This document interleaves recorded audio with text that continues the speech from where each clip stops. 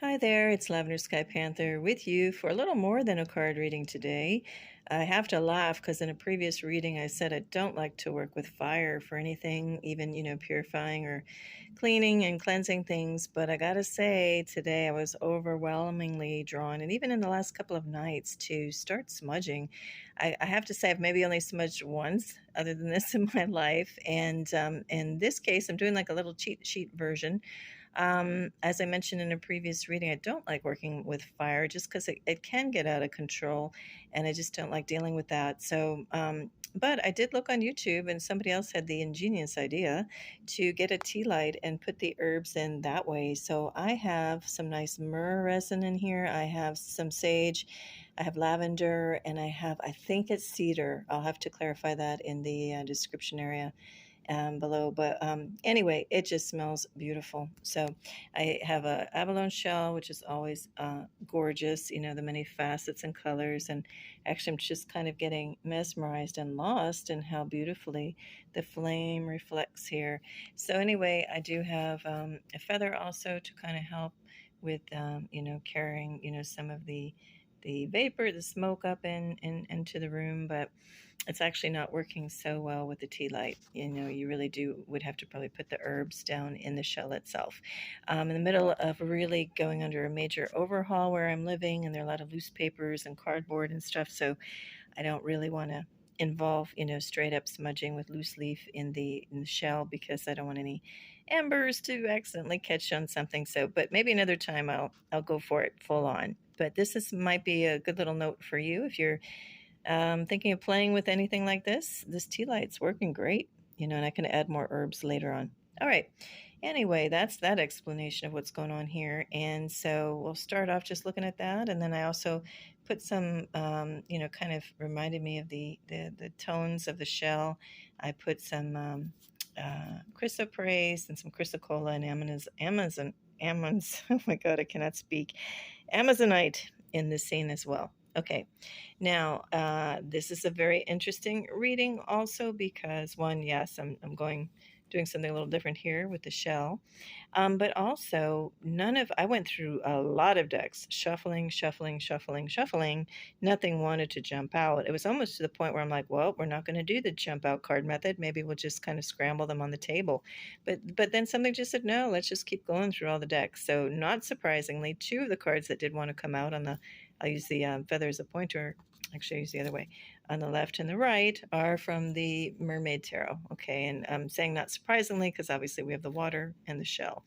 Now in the middle, this one was kind of a surprising card to jump out, or deck for me to go to, but it jumped out. Is the Runic Tarot deck. But once I started looking at, on the left, she's kind of half in the water, half out, but her arms are, splayed out down into the water. And actually the middle card, she's got her, it's not her arms in this case, but it's the swords making the opposite pattern. So, if I put the card, I don't think it's going to work that way, but one over the other, we've got the swords going up, her arms going down, so kind of have the X formation. They're kind of like the mirrors of each other, and she's on the land clearly, and she's in the sea, even though she's also half out in the air. Anyway, we on the other side, I'll just note, briefly. Then we have in this card kind of a duality. A lot of this is about duality. you know. Um, we've got water and air, and she's got the earth and the air, going up into the heavens with the directions of the swords, her going down into the water and toward the earth, the sea, the rock bed at the very bottom, presumably. And then you could actually also interpret the moon itself more as an earth element. And then she's got waves. This is all about frequency waves. We've got air waves with the musical notes coming through. We've got water waves, obviously. Even her hair waves kind of are sending an overwhelming message of communication of some type, right? And but anyway, getting back over to the card on the right, we have the lovers, and it's the duality of the reflection, right? And if you, at a quick glance, you think it's almost the same person, but it's presumably the female on the right and a male on the left-hand side on the earth, that she has a little window into that world. So there's a lot of heavy duality, to the extent that we have like number 2 up here in the center card. Looking back at the first card, we have 18, or number 9, the moon. And then over here, the lovers is showing up as number 6. Okay, so if anyone's tracking the numbers, I always recommend you go to the Australian blog site by Joanne Walmsley called Joanne Sacred Scribes Angel Numbers to see some really cool meanings with any number that you want to type in, any number of digits as well. All right, so I kind of went out of sequence probably. There was an overwhelming call for me, um, to bring out the shell and do this. Like, I never do this. I don't know if I already said it. Sorry if I did. I never smudge. This is maybe my second time trying it. I will go ahead and carry incense through the home and, kind of like turn it around in circles in each room and do blessings or not ask, but command anything that's not harmonious or good to, leave a certain room if I need to do it. But in this case, it was more like, no, man, this reading is going to be about connecting heavily with the 4 elements, and some say the 5th is the ether, or even ourselves, spirit. But definitely, it was just definitely a call to, connect in with earth, water, air, and fire a bit. So, yeah, we've got the cards associated with mermaids on the left and right, heavily with the water. In the middle, we've got earth and we've got air and sky. And, the shell is water. We got more earth around. So, really, even to the extent that the only other deck where a card wanted to jump out was over here, and that's the 50 Plants That Heal, and that was the olive. It's all about the olive, right? So, anyway, let me try to tie these cards in a little bit more and talk about a few more things. So, and again, pardon if I repeat. I've had to start this video a couple times. But anyway, the overwhelming message, in traditional tarot, the moon is talking about things that are hidden. And in this case, she's not hidden. She's presenting out in all her glory, and she's making herself known to not only, the surface world, but also below, because her arms are still connected into the water and sending out these waves everywhere. She's just like a tuning fork herself, just radiate through any medium, whether it's the airwaves or the water waves. And I love how her sternum is illuminated right here. It's echoed in the picture, of the moon behind her. And the darker areas on either side of the moon are echoing, her coverings, of how she's clad. So she really is embodying, air, sea. I would even consider the moon, a little bit of earth there. So she's really in the fire of the light, how things are illuminated. So she's really embodying all of the elements. Now, what is she singing? What is her message? It's a little unclear. In the companion book, it talks about a lot of different types of sirens and their song. And for you, what does it mean? Well, maybe it's just a reminder that you, just as you are, being that spark, that God spark of light, you are everything embodied in one. And so you are all of the 4 elements, and even the 5th if we want to go there. And what is your song? It's whatever you're expressing, and you might be expressing it. They show it through her mouth, but I'm getting more of a sense it's just expressing out through her whole essence, the totality of who she is. So, like, you walk in a room and everybody's just feeling this, what we see on this card, they're feeling, and maybe even getting a glimpse of a vision of something like this when you walk in. So, anyway, and it just reminds me, and I've said it before, this is just a reminder that you come fully equipped to this planet. And there's nothing that you are lacking. It is all within you. And you just pull out these different skills whenever you want. And sometimes it's totally unconsciously, subconsciously. And sometimes it's with purpose, like if you sing. Anyway, it might also be a call to simply get in water, and, whether it's daytime or night. I definitely am a chicken. I will not go in water at nighttime when I can't see what's going on in there. But maybe you're somebody who does like that. Of course, do it under, safe conditions where you're not going to be harmed by animals or humans or whatever. But anyway, it might be also for daytime to get in touch with water, or just splash in a tub, at home or in the shower. So definitely connecting with water in different ways. Or it could be also all about the voice and the song. Maybe you're timid to sing in front of other people. Well, fine, go outside and sing at night. Stroll around wherever you are and start singing or humming. Or practice that in the shower. So the overall message there is just, think of some creative ways, or not even think, just follow the flow, go as you're guided, and, and don't worry about anybody, if there's an audience listening to you or not. Like there's nobody around, presumably there's probably fish somewhere in here, but she doesn't care. This is personal. This is between her and the universe, so it doesn't even matter who might even be in the scene hiding that we don't see. All right, so we've got this feminine figure, and we have La Luna, but like I always say, I think it's more masculine, and I think I already mentioned that in this video.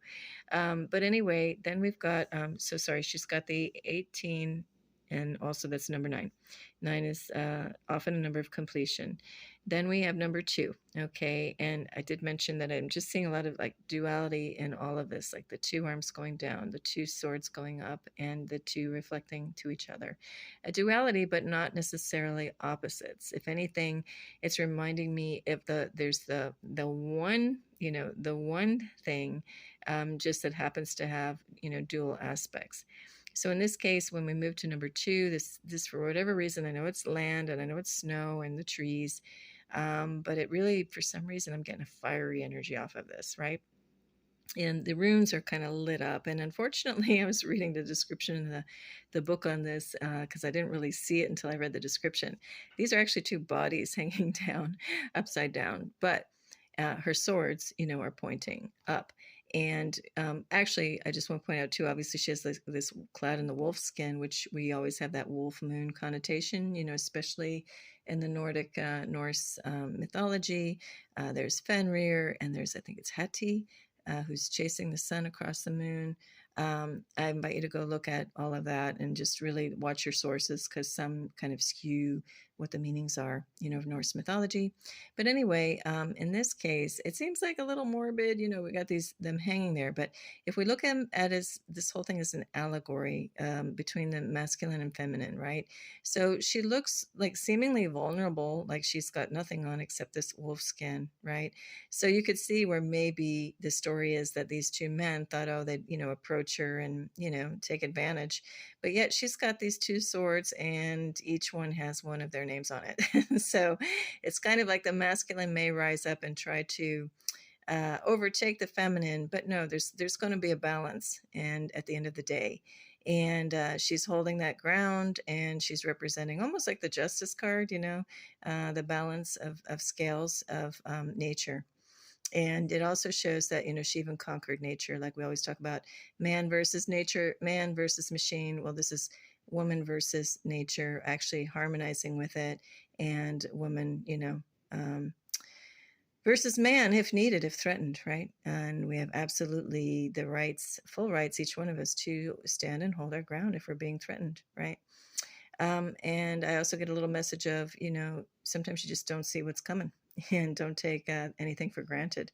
In the case of these guys, I think they underestimated the situation. Then we've got, but anyway, either way, she's exhibiting, strength and power. And even through this all and any conflicts, she's representing true balance with nature, just like this one is right over here. Now we come to the Lovers card, and it's number 6. Sorry about the focus. There we go, the Lovers. And like I said, we've got like a seeming, feminine over here and masculine over here connected with the land. Or is this a version of her? Because I could see where that's male, young male, or it's a version of her and how happy she would be on the land, or seemingly happy. This is like the grass is greener on the other side. You know what I mean? So I do think it is actually her. Sorry, now that I look at it, it's a little wishy-washy, just like the water around it. It could go fluid either way. But in this case, I think we are dealing with, she is seeing herself and imagining what life must be like on land, kind of like that old, adage that everything's, greener on the other side. And then you get there and you find out maybe it wasn't, right? So she's, though, imagining, allowing herself to dream, obviously, and she's in an aquatic world. What must it be like, above that waterline, right? And potentially, yeah, she has the ability to do both. Actually, she can pop up like over here. And as we know with mermaid lore, actually, if they're on land enough, they can have their legs and feel things out. But it seems like she's not ready for that, though. She doesn't mind just dreaming about it. And again, that's if that is her own reflection. And if we're interpreting it that it's her male counterpart, almost like a twin flame idea, like her perfect match, but on land. It's funny because even though she's just looking to the scene, maybe he's there and, she's dreaming about that connection. It's almost like when you look at their hands, it's almost like though that they each are dreaming for each other so much that it's becoming real and their hands really are touching in an dimensional way, that they are just right there with each other. So it doesn't matter if one's from the other side of the world or in a totally different world from the other. That connection, bam, right through that heart space, and you see the beams kind of coming down with the sun and just representing that light, that God spark between us. There's no distance. They could be 3,000, 10,000 miles apart, geographically, but the heart to heart space, it's right there. It's instantaneous, just like when you take a breath, no longer than it takes to take a breath. You can connect in with each other, or if you just touch your heart, bam, you're right there, and you can feel that love between each other. Okay, so what does this mean overall? Let me see if I can bring it all together, because we've got a lot of different little parts to these that seemingly don't kind of align at first glance, other than I'm talking about the two and the dualities. But I do think it is simply this. It's a more simple message than I don't need to make this complicated. It is about that strength and that God power and that illumination, that pure light within us makes us invincible and strong, and also just sends out, pure love and connectedness with all that is. And again, we've got that figures really connected in. They're seeming two parts, but it's the solidity of the one. And then we have over here too, we have two parts to the scene, but that solidity and the unifier is that love in between them is that one. And anyway, for you and your day to day, perhaps this is just a simple message. I know I've kind of gone all over the place with it, so bear with me. The simple message just is, stay in, connect in with your power, and connect that outward to and harmonize it with all of life, all of nature, wherever you go, wherever you are, underwater, above, on the land, in the snow, in a forest, out in a beautiful countryside. Wherever you are, like I said, God is, that God spark is within you, and you already come complete, and nothing can stop you. And you radiate out so many different facets and stories and pictures of things in others' eyes that you probably don't even imagine. But it's all, good love and strength and harmony and positive things. All right, well, let's see how our little flame is doing. And again, when I do these readings, just hopefully a word or a phrase or even a number does it for you. If you're looking for a little bit of clarity or affirmation on something, these are meant to be done in, fun-loving spirit and not necessarily too deep. All right, so everything's going great here. Now let's look at our last little card. I'll hold it up this time. And this is, olive. And I don't know too much about the healing properties of olive. Obviously, we have the symbolism of the olive branch being extended, right, as a symbol of peace. Let me just see. So, that's maybe another little message if you have the opportunity to be that diplomat figure, or one that just kind of brings harmony and peace to a situation. Just remember to bring that with you and maybe consciously play with it if you walk into a store or a bigger area. Just imagine yourself radiating out peace, love, and loving light. And this one I'll just read, the olive tree is a symbol of peace and wisdom. It was considered sacred by the ancient Greeks. And there's some healing benefits, and I invite you to dig deeper on your own for that. There's a lot of sites that can tell you. You just do an internet search and just say healing properties of, and then just say whatever you want. In this case, olive or a flower or tree, whatever you want to do. In this case, it's saying it can. I'm going to have to move this because the flame is starting to burn me from below. Lowers blood pressure, improves circulation. It's a diuretic. It's a hypoglycemic action, useful for high blood pressure and diabetics. The oil can be used, as we know, for many things. They're saying it might, in certain ways, protect the cardiovascular system. And so there's a lot of other things and uses. And that's what I love about every plant. And be sure to not only just look up olive, like, the actual fruit of it, I guess, the seed. Obviously can be used as an oil. But be sure to look at like a lot of these plants and trees. Look at the bark resin properties, the seed itself, the little flowers, the stems. Pretty much every plant, when you really look into it, there is some great healing or medicinal use, behind them. And they are our gifts here given to us on earth to help us heal. And so, anyway, this might be a call for you to look at also how to create your own soaps or oils, essential oils or things using fresh herbs and seeds and flowers and things from the plants, maybe even teas. Or cooking with them and making a paste, like you can do lemongrass, stuff like that. All right, well, that's it for now, and I wish all of you, as always, tremendous peace and love. Till next time, Lavender Sky Panther. Bye.